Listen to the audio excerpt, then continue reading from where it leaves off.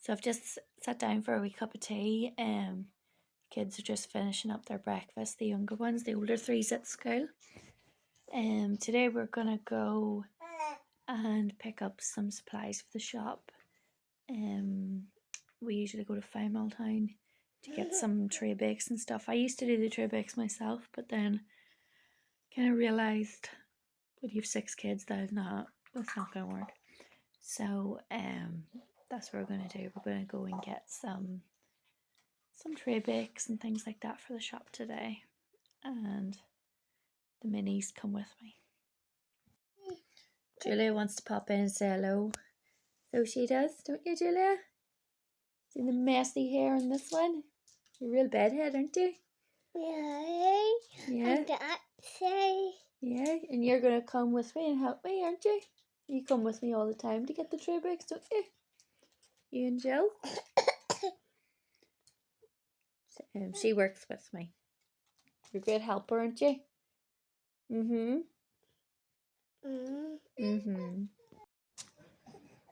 All set to go? All set? Good woman. So we're finally on the road to go and pick up the products. I thought I'd take a wee time to maybe chat about the farm shop a wee bit and tell you more about it. So originally I was a social worker, so I was, and then when I had my kids, I decided to become a stay-at-home mom, and Johnny, he's a dairy farmer. So whenever we went on holidays with the kids, we would have went to places like Yorkshire and places like that, and we always came across all these wee shops that, you know, maybe did their own milk and things like that, and we just thought it was brilliant, a really good idea. And so we thought, why don't we do it at home? So we had a shed that we weren't really using. It was kind of just like used for storing stuff maybe and doing odd wee jobs in. And so we cleared it out. So we did, and we just set up the shop then. Originally we had planned to just do our own milk, and then when we took all this stuff out of the shed, we realised the shed was absolutely massive, so we decided, well, why don't we bring in some local produce as well, you know, kind of make it more of a farm shop rather than just milk. And so that's what we did. Now, we wanted originally to do process, or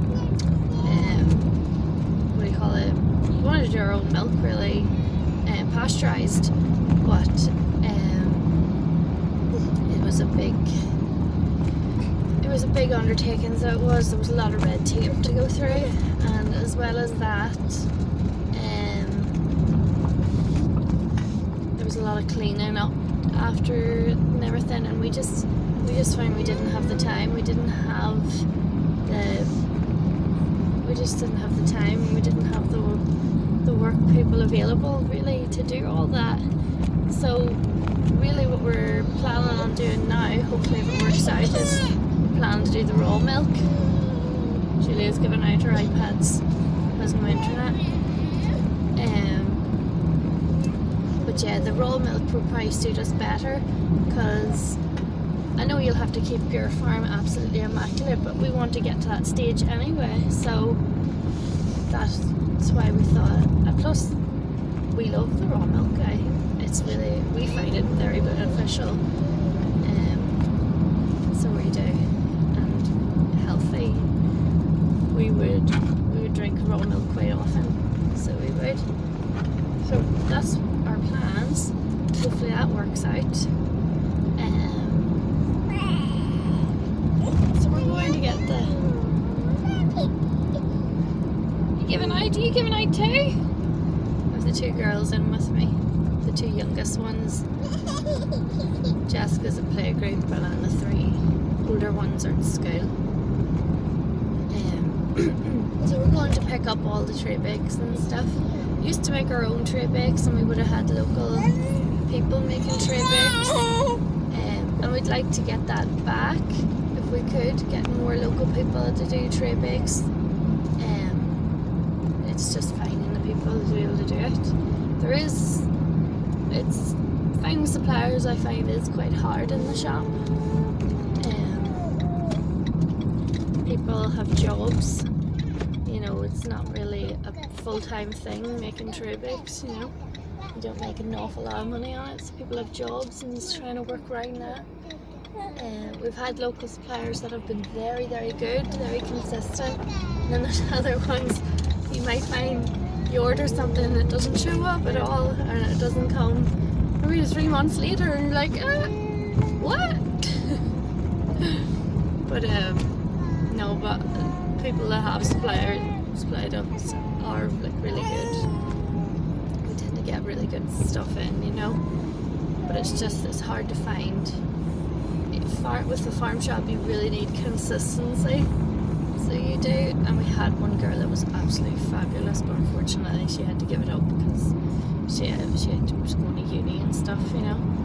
She was unbelievable. Like, her stuff was class. People were coming flat out for it. But if we could get another one of them, that'd be great. But the suppliers we do have at the minute are fantastic. We would just like more, so we would. And we'd love to get just more variety, and we'd like people from Loher. At the minute I'm driving to Five all time, you know, and the tray bakes we have coming at the minute, you know, they are supplied to other shops. We want like something different where that nobody else has. So that's what you want. We had some things in the shop, and then there was really no point because they were in Centra, you know, or, you know, other bigger shops. We're like, we need something that's authentic, only in a farm shop, you know. But it's hard, you know. But opening the shop, I didn't realise how much work it could be. And there's been good parts and there's been bad parts, but overall I love it, and I have big plans for it. So I do. Whenever my kids are a wee bit older, like at the minute it's self-service and I'm there when needed, you know, there's a bell with cameras, you know. But I would love to be there full time once all my kids are at school, and I would like to have it kind of like really like a health shop in a way as well, like a healthy food and farm shop, because that's what a farm shop is, you know. But no, because I suppose one of my family members had a health scare this year, and it's got me really researching what's in our food. And say if you do your research, you wouldn't eat anything, you know. You go to these shops and you'll buy the food, and people will buy it because it's cheap, you know. If you read the ingredients list, like, there's no wonder we've got chronic illnesses, you know. So I would love to bring into the shop, you know, food that has no preservatives in it, real healthy food that will be good for you. Because the only thing is, my worry, if I did do that, would people come? Would people buy it? Because it would be a wee bit more expensive, obviously. But and people will probably buy. People buy the stuff that's cheaper. But it's killing us. It really is killing us what we're eating. I've tried to incorporate a lot more real food into my diet this last wee while, and you can see the changes. So you can, even in the kids, you can see the changes. And as most people say, oh, I would die for my children. I want to live for my children. You know, I want to be healthy and live as long as I can, God willing. But one step to do that is to look at what's in our food and what to eat proper food. You know, proper healthy things that will nourish your body. seed oil and different things like that, and there's no nutritional value whatsoever in it. So yeah, I would love to have a shop, kind of more of that sort of food in it, you know, food with no preservatives in it, healthy. Our vegetables are really, really good now, I have to admit. We have local vegetables like and our potatoes are from Ballycolly and things like that, very close by, and you know where your food came from, and that's really important to me. So a lot of so that's really the whole idea. Just we're nearly at the place now, so we are. Must pay attention to the road and keep talking. But that's the plan. That is the plan. So I'll have to keep you updated on the milk whenever the milk situation, see what way it goes, and pray that it goes well. Because we'd love to stay open. We'd love. This is a dream we've always had, you know. At the minute we don't have the time to really put all our efforts into it, but you know, fears, and I hope to be full time there. I hope to have expanded it, you know, and I hope to be busy. That'd be nice. You know, I would like people to have maybe the same mindset as me, and you know, probably care about their health a bit more. Research into your food. You have to research into your food. If you turn around in a store and look at all the ingredients, if there is a list extremely long, it is not good for you. Your list should be 3 or 4 things. You know, all that different stuff that they have in it. It causes cancer. It causes diabetes, it causes multiple things, you know. So if you really do care about your health, you really should be going to your local farm shops and growing your own food, you know, and that's the way it should be going. That's where we should be putting our money, you know. Oh, she's giving out now. But we're nearly at the place now. Thanks for listening to me rant. Forgot to say, like, whenever talking about traybakes stuff, there is some traybakes that we do ourselves. We do the individual traybakes that we do. We also make our own scones, which fly out. Actually, I don't do that now. It's Johnny's mum that does that, and she is really good at it. If I could get Wendy full time, that'd be awesome. So it would. We're in the shop's busier, and we're like, you know, bigger, busier. We'll get her full time. She is the best baker ever. I'm okay. I do like wheaten bread and traybakes and stuff.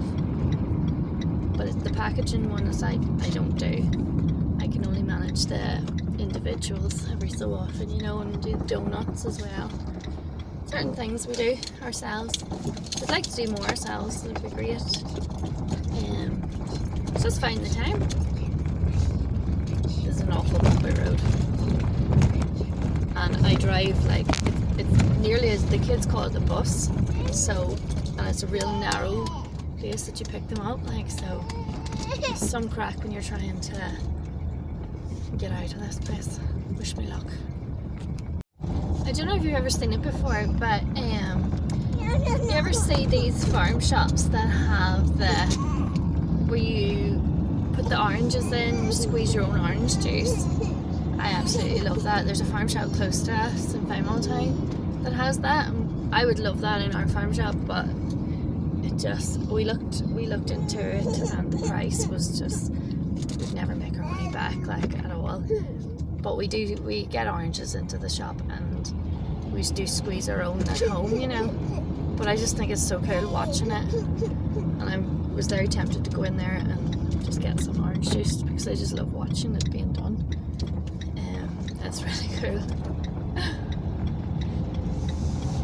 Plus the benefits of drinking orange juice, pure orange juice, proper, is so good. Like, well worth it. She's given out in the back, so she is, because her iPad has run out of internet and she can't understand why she doesn't have internet. But we're not in the house. The other one's sleeping. Chill. You know, thinking about the people that supply us, you know, at the minute, like, they're absolutely brilliant. Like, the people that supply our eggs, and you just text them, we need such and such, and they're driving past, they leave them in, send us the bill, but they're always like, no problem, we will be there. And you know, usually it's a Friday they're meant to bring them, you know, but if we run out, you know, they're there, they'll drop them in as soon as possible, you know. It's so good. We also have the person that supplies our bacon, you know, he's brilliant, so he is. Fruit and veg, anyone that supplies us fruit and veg, you know, is fabulous. The Clock Bean people, you know, very efficient. Every Thursday come. Belfast Coffee for the coffee machine, you know, and all the tea and all that we supply. If there are any issues, you know, they drive down to see what's going on, and they'll, like, Anna has no issues, you know. It's brilliant to work with such good people. So it is. Same with the man that supplies the potatoes, you know, we get their potatoes from Ballygolly, literally there within the day, you know, if we need anything. And I'll just leave them in, and if we're there, we'll pay them, or, you know, we can always bank transfer it, you know. But it's great to have people now that you can work with that is really efficient, and that's what makes the farm shop work so well. When you have people, they know their day, or they, you know, they'll try their best to accommodate you. You know, some days we are really, really busy, and we might run out of things, whereas other days we're not, you know, and things might sit, you know, and, you know, it doesn't really matter what day it is for some of the things, like the eggs and fruit, they'll always try and accommodate you. Clock Bean comes every Thursday morning, you know, and their stuff is absolutely delicious, you know, absolutely delicious. If you ever tried the broccoli bake, it's unreal. So it is, you know, it's nearly too tempting having a shop. You're very tempted to eat everything that you put into it.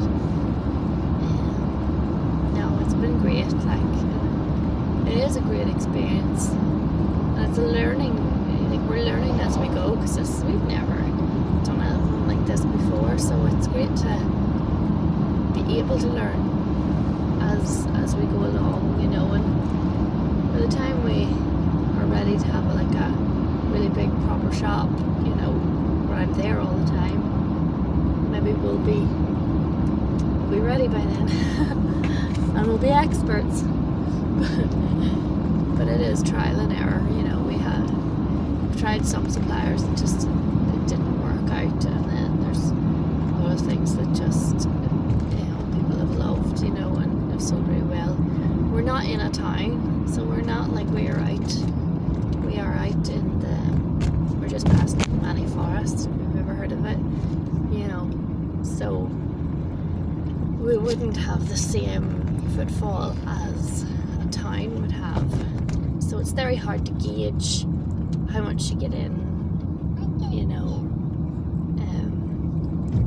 what will go quickly, what might sit, you know. It's very hard to gauge, because we could have a really busy Monday and a quiet Friday, you know. There's just no rhyme or reason to it. But you know, but whereas I think when you're in a town, you kind of get to know, you know, the days that it's busy and the days that aren't. Whereas our shop's quite weather dependent. I know we get really quiet in the winter time because I suppose there's not many people going out our way, you know. But in the good weather, you know, you've not many forests and you've got like all those people are always out walking and walking their dogs and going for bike rides, you know, and people just want to sit out and have a coffee and things, you know. So we get really, really busy in the summer, you know. So we get most of our stuff in the summer. A lot of the stuff we stop in the winter, you know. There's no point in having the milkshakes. There's just no point. If I could keep them on just for myself, that'd be great, because I could drink a milkshake and an ice cream in the coldest day of the year, but it just won't sell in the shop. So we kind of we do stop that for the winter months, but we get them back in maybe the end of January, February time, and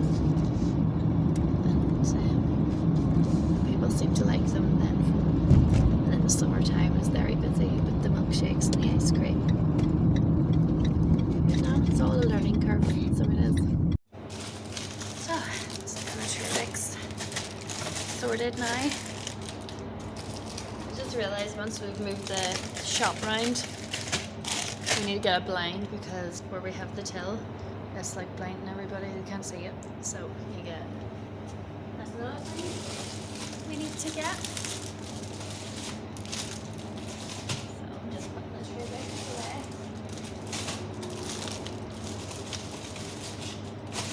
That'll be us done. We can go in and get a cup of tea then.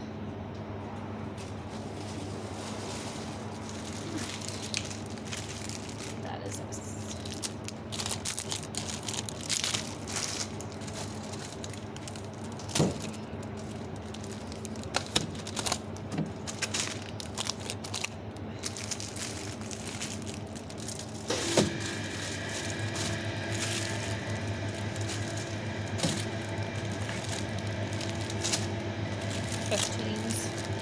Our big favourite.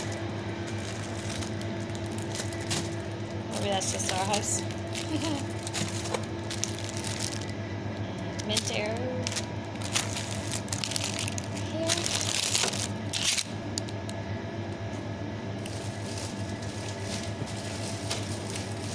And the rest goes in the store. Don't know if you can see, but it's absolutely blinding. Shining right at the till. So, a blind we need. Don't know if you can see it all, but yeah, I get what he means. Definitely. You need a blind. Blind is another thing to get. Great. It's always something. Me back in the car. So it is. Now we have to. Baby's awake. That's me back in the car. Seem to live in this car. Baby's awake. He said hello. Can't see the sun. Poor Jill. No, that's us. Into the house now and do some tray-bake baking and maybe a few wheaten breads until it's pick-up time for playgroup and then school. It seems to be never ending. I just seem to live in the car.